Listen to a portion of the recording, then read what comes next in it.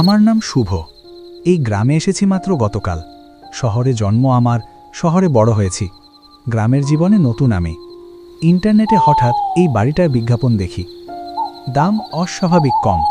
কম দামের লোভে না ভেবে কিনে ফেললাম। বাড়িটা দেখতে খারাপ না, কিন্তু এত কম দামে বেচে দিল সেটা মাথায় ঘুরছে। কিন্তু এখন মনে হচ্ছে কিছু জিনিস সস্তা হয় কারণ তার দাম কেউ দিতে চায় না। কাজ করতে করতে সন্ধে হয়ে যায়। ঘড়িতে 7টা। মনটা অস্থির লাগছিল। ভাবলাম একটু বাইরে যাই।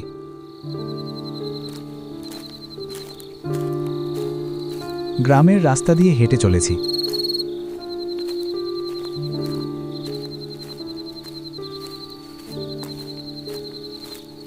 সামনে একটা ছোট চায়ের দোকান। কয়েকজন গ্রামবাসী বসে গল্প করছে।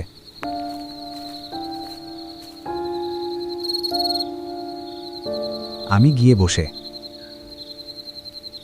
চাচা, এক কাপ চা দেবেন? দোকানের সবাই হঠাৎ আমার দিকে তাকালো। আমি চায়ের গ্লাসে চুমুক দিলাম। ঠিক তখনই একজন বলে উঠল, বাবা, আপনাকে তো আগে এই গ্রামে দেখি নাই, নতুন আইছেন নাকি? জি চাচা, গতকাল আসছে। পশ্চিম দিকের যে পুরনো বাড়িটা আছে, এখন আমি সেখানেই থাকি। আমার কথা শুনে সবাই যেন অদ্ভুতভাবে একে অন্যের দিকে তাকালো। ও, সেই বাড়ি।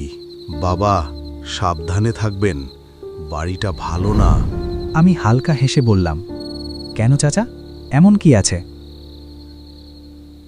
দেখ বাবা, এটা 5 বছর আগে ওখানে একটা সুখী পরিবার থাকত। স্বামী স্ত্রী আর তাদের ছেলে থাকত।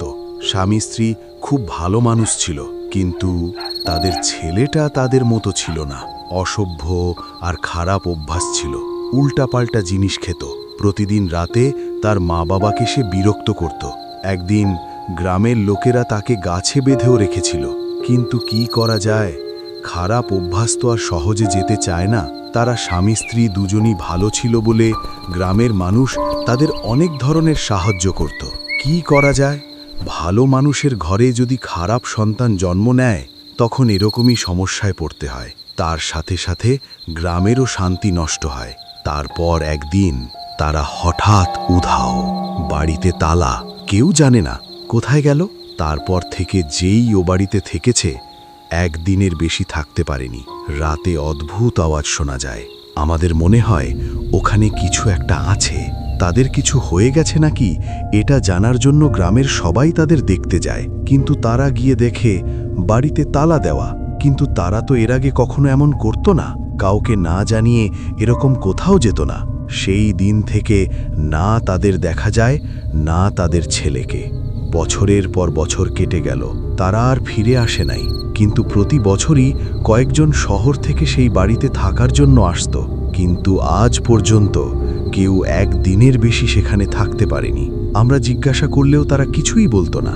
মাঝে মধ্যে আমাদের গ্রামের মানুষেরাও সেখান দিয়ে যাওয়ার সময় কিছু একটা আওয়াজ শুনত, কিন্তু গ্রামের মানুষ এতটা সেটাকে ধরেনি। আর সেখান দিয়ে এত মানুষ চলাচলও করে না। কিন্তু আমাদের মনে হয় সেখানে এমন কিছু হয়েছে যেটা আমাদের জানা নেই। তাই তুমি সাবধানে থেকো বাবা। তাদের কথা শুনতে শুনতে অনেকটাই রাত হয়ে যায়। আমার মনে হয়েছে যে তারা আমার সাথে মজা করতেছে, কিন্তু তাদের কথাই যুক্তি আছে।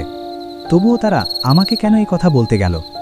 এরকম চায়ের দোকানের মানুষ আরেকজনকে নিয়ে মজা কর, এটা স্বাভাবিক। হয়তো আমাকে ভয় দেখাতে চেয়েছিল। না হলে তারা আমাকে চেনে না, এসব বলতে যাবে কেন? তবু নিজেকে বোঝালাম, গ্রাম্য কুসংস্কার। চায়ের টাকা দিয়ে বাড়ির উদ্দেশ্যে হাঁটতে লাগলাম। অন্ধকার গ্রামের রাস্তা।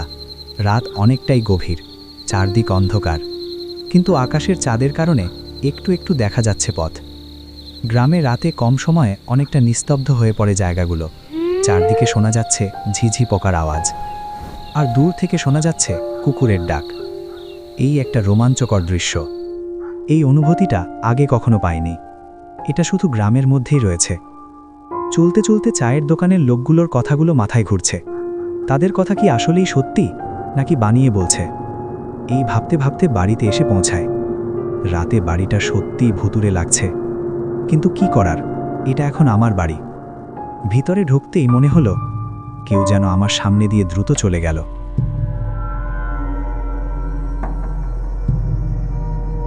না, এটা নিশ্চয়ই মনের ভুল। তাদের কথাগুলো আমার মাথায় ঘুরতেছে। এটা বলেই সে বাড়ির ভিতরে চলে গেল। কিছুক্ষণ কাজ করে যখন শুতে যাবে, ঘুমাতে যাওয়ার আগে হঠাৎ মনে হলো কেউ আমাকে দেখছে। মনের ভিতরে হালকা ভয় ঢুকে যায়। না হো, এটা আমার মনের ভুল। মনে হচ্ছে সেই চায়ের দোকানের লোকটির কথার কারণে এরকম ভ্রম হচ্ছে।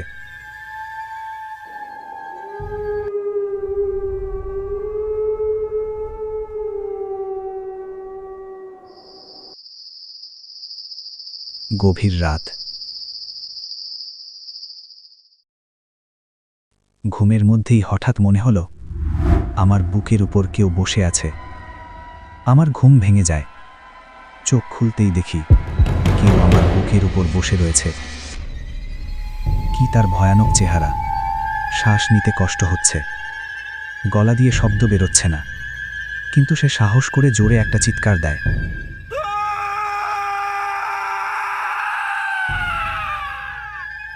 কালো ছায়াটা ধীরে ধীরে মিলিয়ে গেল। আমি উঠে বসলাম, জোরে শ্বাস নিতে লাগলাম।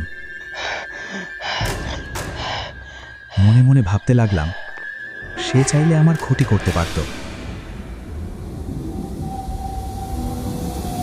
কিন্তু এখন সে একলা নয়, তার সাথে আরও একটা কালো ছায়া। সে তাদেরকে জিজ্ঞাসা করে, কে আপনারা, আর আমাকে ভয় কেন দেখাচ্ছেন? এই বাড়ির আসল মালিক আমরা। ধীরে ধীরে তাদের আসল রূপ ফুটে উঠল। তাদের মধ্যে একজন মহিলা আর একজন পুরুষ। আপনারাই সেই পরিবার? আপনাদের এরকম অবস্থা কিভাবে হলো? এই প্রথমবার আমাদের কেউ ভয় না পেয়ে জিজ্ঞাসা করেছে। তাহলে শোনো, আমাদের ছেলে আমাদের এই অবস্থা করেছে। সেদিন রাতে সে আমাদের কাছে টাকা চাইছিল, আমরা দিতে রাজি হইনি। রাগে সে প্রথমে আমাকে, তারপর তার মাকেও হত্যা করে, বাড়ির পেছনে পুঁতে দেয়। 5 বছর ধরে আমরা এখানে আটকে আছি। যেই আসে আমরা তাদের এই সব বলতে চেয়েছিলাম, কিন্তু ভয়ে সবাই পালিয়ে যায়। আমাদের আজ পর্যন্ত মুক্তি হয়নি। আমাদের ছেলেকে শাস্তি পাও,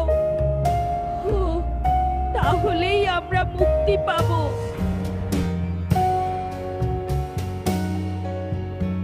পরের দিন আমি থানায় সব খুলে বললাম। তদন্তে বাড়ির পেছনে গাছের নিচে 2টি কঙ্কাল পাওয়া গেল। গ্রামবাসীরা স্তব্ধ। তারা বুঝল সত্যি কিছু ছিল।